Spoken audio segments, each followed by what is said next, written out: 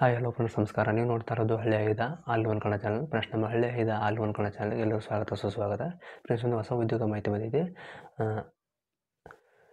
ಉದ್ಯೋಗ ಯಾವುದಂದರೆ airport authority of India ಇಲ್ಲಿರ್ತಕ್ಕಂಥ ಒಂದು ವಿಮಾನ ನಿಲ್ದಾಣದ ನೇಮಕಾತಿ ಆಗಿರುತ್ತದೆ. ಇಲ್ಲಿ ಭಾರತದಾದ್ಯಂತ ಇರ್ತಕ್ಕಂಥ ನೇಮಕಾತಿಗಳಾಗಿವೆ. ಇಲ್ಲಿ 10ನೇ ತರಗತಿ PUC ಮತ್ತು ಡಿಗ್ರಿ ಪಾಸ್ ಅವರಿಗೆ ಹುದ್ದೆಗೆ ಅರ್ಜಿಯನ್ನು ಸಲ್ಲಿಸಬಹುದಾಗಿದೆ.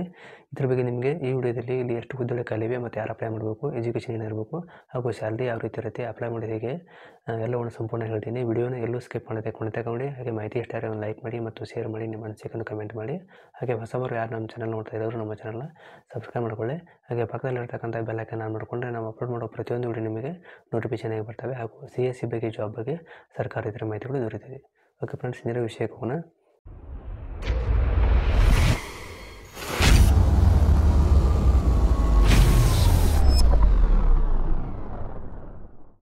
ನೋಟಿಫಿಕೇಶನ್ ಮಾಹಿತಿ ರೀತಿ ಕೊಟ್ಟಿದ್ದಾರೆ. AI ನೇಮಕಾತಿ 2024. ಇಲ್ಲಿ 119 ಜೂನಿಯರ್ ಅಸಿಸ್ಟೆಂಟ್ ಮತ್ತು ಸೀನಿಯರ್ ಅಸಿಸ್ಟೆಂಟ್ ಹುದ್ದೆ ಅಧಿಕಾರಿದ್ದಾರೆ. ಇದು ಭಾರತೀಯ ಏರ್ಪೋರ್ಟ್ ಆಫ್ ಅಥಾರಿಟಿ ಇಂಡಿಯಾ ನೇಮಕಾತಿ ಆಗಿರುತ್ತದೆ. ಇಲಾಖೆ ಹೆಸರು ಬಂದ್ಬಿಟ್ಟು airport of authority of India ಆಗಿರುತ್ತದೆ. ಅಂದರೆ AAI ನೇಮಕಾತಿ ಆಗಿರುತ್ತದೆ. ಇಲ್ಲಿ ಒಟ್ಟು ಹುದ್ದೆಗಳು ಬಂದ್ಬಿಟ್ಟು 119 ಖಾಲಿ ಹುದ್ದೆಗಳಿವೆ. ಉದ್ಯೋಗ ಸ್ಥಳ ಆಲ್ ಇಂಡಿಯಾ ಅಂದರೆ ಭಾರತಾದ್ಯಂತ ಇರತಕ್ಕಂಥ ನೇಮಕಾತಿ ಆಗಿದೆ. ಹುದ್ದೆಗಳ ಹೆಸರು ಜೂನಿಯರ್ ಅಸಿಸ್ಟೆಂಟು ಮತ್ತು ಸೀನಿಯರ್ ಅಸಿಸ್ಟೆಂಟು ಹುದ್ದೆಗಳಾಗಿವೆ. ಇಲ್ಲಿ ಸ್ಯಾಲ್ರಿ ನೋಡ್ಬೇಕಾದ್ರೆ 31,000ದಿಂದ 1,10,000ವರೆಗೆ ಪರ್ ಮಂತ್ ಸ್ಯಾಲ್ರಿ ಇರುತ್ತೆ. ಇನ್ನು ಹುದ್ದೆ ವಿವರ ನೋಡ್ಬೇಕಾದ್ರೆ ಪೋಸ್ಟ್ ಹೆಸರು ಮತ್ತು ಹುದ್ದೆ ಪೋಸ್ಟ್ ಸಂಖ್ಯೆ ಕೊಟ್ಟಿದ್ದಾರೆ. ಮೊದಲನೇದಾಗಿ ಕಿರಿಯ ಸಹಾಯಕ ಹುದ್ದೆಗಳು ಅಗ್ನಿಶಾಮಕ ಸೇವೆ ಅಂತ ಕೊಟ್ಟಿದ್ದಾರೆ. ಇಲ್ಲಿ 73 ಹುದ್ದೆ ಖಾಲಿವೆ. ಕಿರಿಯ ಸಹಾಯಕ ಕಚೇರಿಯಲ್ಲಿ 2 ಹುದ್ದೆ ಖಾಲಿವೆ. ಹಿರಿಯ ಸಹಾಯಕ ಎಲೆಕ್ಟ್ರಾನಿಕ್ಸ್ನಲ್ಲಿ 25 ಹುದ್ದೆ ಖಾಲಿವೆ. ಆಮೇಲೆ ಹಿರಿಯ ಸಹಾಯಕ ಖಾತೆಗಳಲ್ಲಿ 19 ಹುದ್ದೆ ಖಾಲಿವೆ. ಇನ್ನು ಏರ್ಪೋರ್ಟ್ ಆಫ್ ಅಥಾರಿಟಿ ಇಂಡಿಯಾದ ಈ ಹುದ್ದೆಯ ನೇಮಕಾತಿಯ ಶೈಕ್ಷಣಿಕ ಅರ್ಹತೆ ಕೊಟ್ಟಿದ್ದಾರೆ. ಕಿರಿಯ ಸಹಾಯಕ ಅಗ್ನಿಶಾಮಕ ಸೇವೆಯಲ್ಲಿ 10ನೇ ತರಗತಿ ಅಥವಾ 12ನೇ ತರಗತಿ ಪಾಸ್ ಅವರಿಗೆ ಹುದ್ದೆಗೆ ಅಪ್ಲೈ ಮಾಡಬಹುದು. ಇನ್ನು ಜೂನಿಯರ್ ಅಸಿಸ್ಟೆಂಟ್ ಹುದ್ದೆಗಳಿಗೆ ಕಚೇರಿಯಲ್ಲಿ ಪದವಿ ಪಾಸ್ ಅವರಿಗೆ ಹುದ್ದೆಗೆ ಅಪ್ಲೈ ಮಾಡಬೇಕು. ಹಿರಿಯ ಸಹಾಯಕ ಎಲೆಕ್ಟ್ರಾನಿಕ್ಸ್ ಹುದ್ದೆಗಳಿಗೆ ಎಲೆಕ್ಟ್ರಾನಿಕ್ಸ್ ಕಮ್ಯುನಿಕೇಷನ್ ರೇಡಿಯೋ ಇಂಜಿನಿಯರಿಂಗ್ನಲ್ಲಿ ಡಿಪ್ಲೊಮಾ ಪಾಸ್ ಅವರು ಈ ಹುದ್ದೆಗೆ ಅಪ್ಲೈ ಮಾಡಬಹುದು. ಇನ್ನು ಹಿರಿಯ ಸಹಾಯಕ ಖಾತೆಗಳಲ್ಲಿ ಪದವಿ ಅಥವಾ BCom ಪಾಸ್ ಅವರು ಈ ಹುದ್ದೆಗೆ ಅಪ್ಲೈ ಮಾಡಬೇಕು. ಇನ್ನು ವಯೋಮಿತಿ ಬಂದ್ಬಿಟ್ಟು ಭಾರತೀಯ ವಿಮಾನ ನಿಲ್ದಾಣಗಳ ಪ್ರಾಧಿಕಾರ ನೇಮಕಾತಿ ಅಧಿಸೂಚನೆ ಪ್ರಕಾರ ಅಭ್ಯರ್ಥಿಯು 20 ಡಿಸೆಂಬರ್ 2023ರಂತೆ ಕನಿಷ್ಠ 18 ವರ್ಷ ವಯಸ್ಸಾಗಿರಬೇಕು, ಗರಿಷ್ಠ 30 ವರ್ಷ ವಯಸ್ಸು ಹೊಂದಿರಬೇಕಂತ ಕೊಟ್ಟಿದ್ದಾರೆ. ಅದೇ ರೀತಿ ಇಲ್ಲಿ ಕಾಸ್ಟ್ ವೈಸ್ ವಯೋಮಿತಿ ಸಲ್ಲಿಕೆಯನ್ನು ಕೂಡ ಕೊಟ್ಟಿರ್ತಾರೆ. ವಯೋಮಿತಿ ಸಲ್ಲಿಕೆ ಹೀಗೆ ಇರುತ್ತದೆ. OBC ಅವರಿಗೆ 3 ವರ್ಷ ಸಲ್ಲಿಕೆ ಕೊಟ್ಟಿರ್ತಾರೆ. SC ST ಅವರಿಗೆ 5 ವರ್ಷ ಸಲ್ಲಿಕೆ ಇರುತ್ತೆ. PWD URದವರಿಗೆ 10 ವರ್ಷ ಸಲ್ಲಿಕೆ ಇರುತ್ತದೆ. PWD OBC ಅವರಿಗೆ 13 ವರ್ಷ ಸಲ್ಲಿಕೆ ಇರುತ್ತದೆ. ಇನ್ನು PWD SC ST ಅವರಿಗೆ 15 ವರ್ಷವರೆಗೆ ಸಲ್ಲಿಕೆಯನ್ನು ಕೊಟ್ಟಿರ್ತಾರೆ. ನೀವು ಅಪ್ಲೈ ಮಾಡ್ಕೋಬೋದು.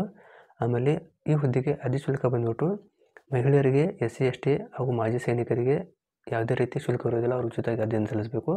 ಆಮೇಲೆ ಜನರಲ್ಲು OBC ಇತರೆ ಅಭ್ಯರ್ಥಿಗಳಿಗೆ 1,000 ರೂಪಾಯಿ ಶುಲ್ಕ ಇರುತ್ತದೆ. ನೀವು ಪೇ ಮಾಡಬೇಕಾಗುತ್ತೆ. ಆನ್ಲೈನ್ ಮೂಲಕ ಪೇ ಕೊಟ್ಟಿದ್ದಾರೆ.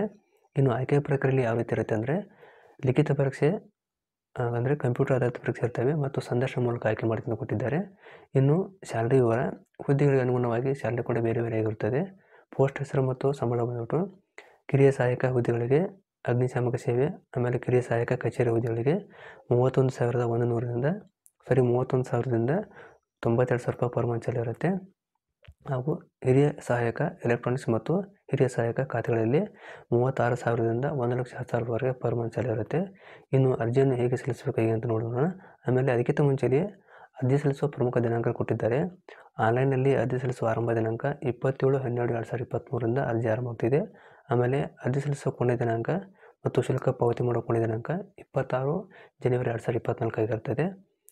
ಇನ್ನು ಆಫೀಸಲ್ಲಿ ವೆಬ್ಸೈಟು ಮತ್ತು PDF ಲಿಂಕನ್ನು ವಿಡಿಯೋ ಕಾರ್ಡ್ ಕೊಡ್ತೀನಿ. PDF ಸುಮಾರು 17 ಪೇಜ್ PDF ಇರುತ್ತೆ. ಅದನ್ನು ವಿಡಿಯೋ ಕಾರ್ಡ್ ಲಿಂಕಲ್ಲಿ ಹಾಕಿರ್ತೀನಿ. ನೀವು ನೇರವಾಗಿ ಅಲ್ಲಿಂದ ಚೆಕ್ಔಟ್ ಮಾಡ್ಕೊಂಡು ಅರ್ಜಿಯನ್ನು ಸಲ್ಲಿಸಬಹುದು.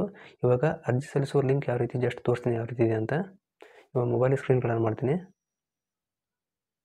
ನೋಡಿ ಫ್ರೆಂಡ್ಸ್, ಸ್ಕ್ರೀನ್ ಕೂಡ ಹಾಕಿರ್ತೀನಿ. ಇಲ್ಲಿ ನೋಡ್ತಿರ್ಬೋದು ಈ ರೀತಿ ಪೇಜ್ ಬರ್ತಾ ಇದೆ. ಭಾರತೀಯ ಏರ್ಪೋರ್ಟ್ ಅಥಾರಿಟಿ ಆಫ್ ಇಂಡಿಯಾ ಅಂತ ಇದೆ. ಇಲ್ಲಿ ನೇಮಕಾತಿ ಡ್ಯಾಶ್ಬೋರ್ಡ್ ಅಂತ ಬಂದಿದೆ. ಅದು ಪೇಜ್ ಕನ್ನಡದಲ್ಲಿ ಟ್ರಾನ್ಸ್ಲೇಟ್ ಆಗಿದೆ. ಇಲ್ಲಿ ನೋಡ್ಕೋಬೋದು. ಇಲ್ಲಿ 3ನೇ ಆಪ್ಷನ್ ಕಾಣ್ತಾ ಇದ್ದೀರಿ, ಜಾಹೀರಾತು. ಇಲ್ಲಿ ತೋರಿಸಿ ನೋಡಿ.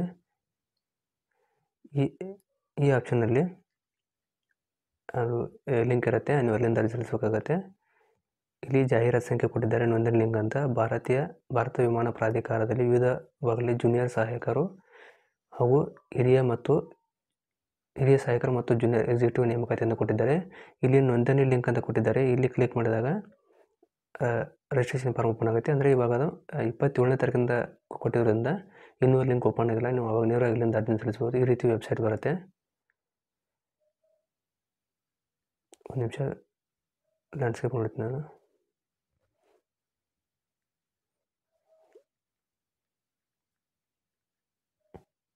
ಸರ್ವರ್ ಬೀಜ ಸರಿ ಓಪನ್ ಆಗ್ತಿಲ್ಲ. ಅದು ಲಿಂಕನ್ನು ವಿಡಿಯೋ ಕಾರ್ಡ್ ಕೊಡ್ತೀನಿ, ನೋಡ್ಕೊಂಡು ಅಲ್ಲಿಂದ ಅರ್ಜಿಯನ್ನು ಸಲ್ಲಿಸ್ಬೋದಾಗಿದೆ.